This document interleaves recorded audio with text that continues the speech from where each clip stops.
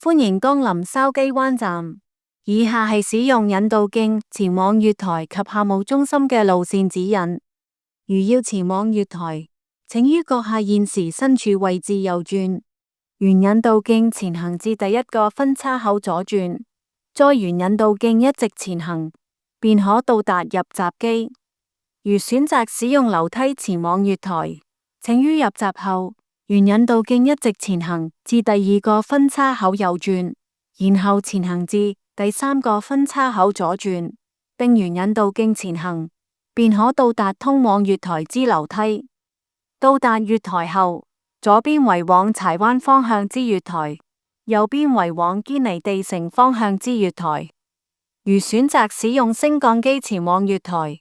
請於入閘後沿引導徑一直前行至第一個分叉口右轉，然後前行至第二個分叉口左轉前行，便可到達通往月台之升降機。到達月台後，左邊為往柴灣方向之月台，右邊為往堅尼地城方向之月台。如要前往客務中心，請於閣下現時身處位置右轉，沿引導徑前行至第一個分叉口右轉，然後沿引導徑一直前行至第二個分叉口左轉前行，便可到達客務中心。